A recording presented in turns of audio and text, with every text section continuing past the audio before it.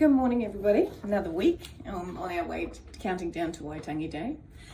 This morning I want to talk about a couple of articles that showed up on the 28th of January, actually, both on the same day, both from different media prints. The first one is about Darfield Hospital and the concerns that the locals have that Darfield Hospital is going to be closed. So it's a rural Canterbury hospital. It's over 100 years old.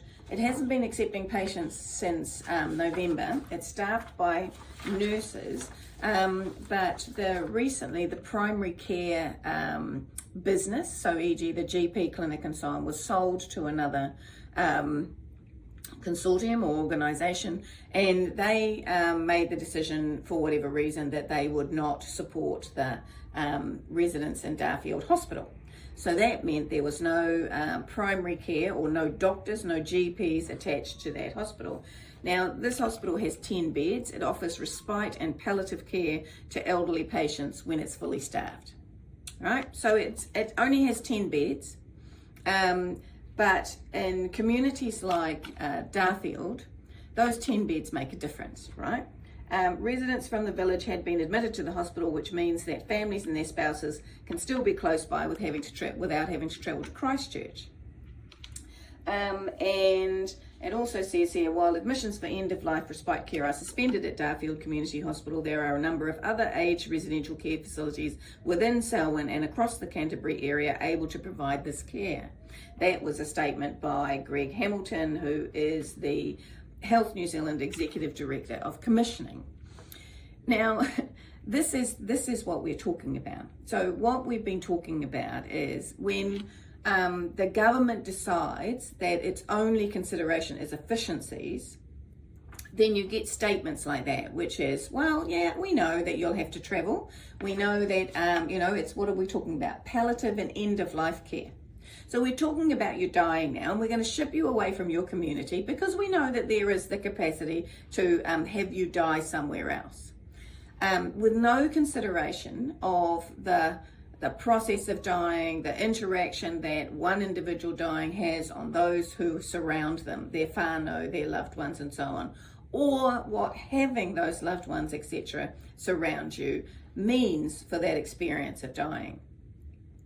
And in Australia, they actually deal with this. So they deal with this in a different way. They deal with this in a way that's called supporting thin markets. So this would be considered a thin market, right? I'll just get on to the other one, which is Westport's O'Connor Home. So this is a community-owned trust, I believe. It has 30 hospital-level beds at the moment, 23 rest home beds, and 15 dementia care beds, and it employs 75 staff. Now, they want to have an extension, and they want to put another 24 beds at hospital level into that facility, into O'Connor Home, at a cost of around about $11 million, right? So, and he points out, really interestingly, that Bulla has lost 54 aged care beds in the last decade. So you had Westport Kinnersley Home, 27 beds, closed in 2015. You had Bulla Hospital Dunsford Ward, 15 beds, closed in 2018.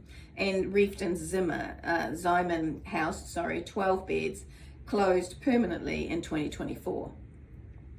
So they had 54 beds closed. Even if O'Connor Home expands by another 24 hospital level beds, you can see that there's still a shortfall there on the west in Westport or around the Westport area in Bulla. So this is what we're talking about. The slow retrenchment for rural and regional areas of access to real services for real people. And it's all very well and good to argue efficiencies at the front end.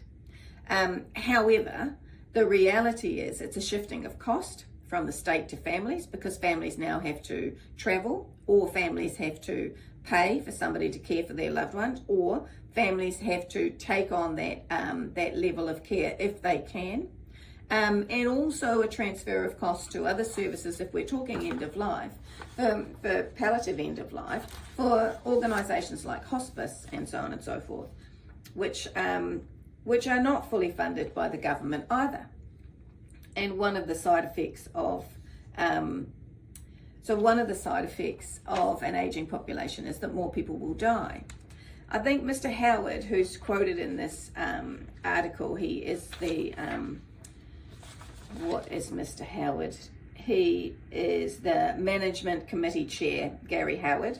He makes a really good point. He believes successive governments have deliberately shirked their responsibility for providing aged care.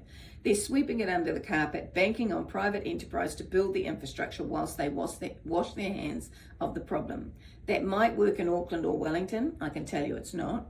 But in rural communities like ours, organisations such as O'Connor Home are being left to carry the can.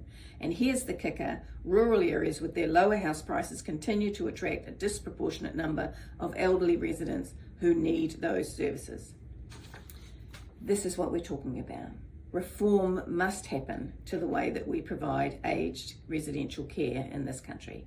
It is coming whether we like it or not.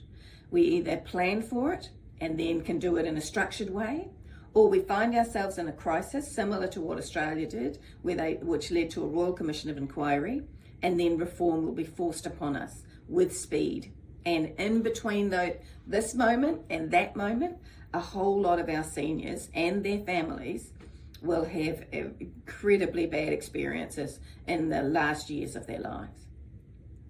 So all we're suggesting is that we come together and collectively move on.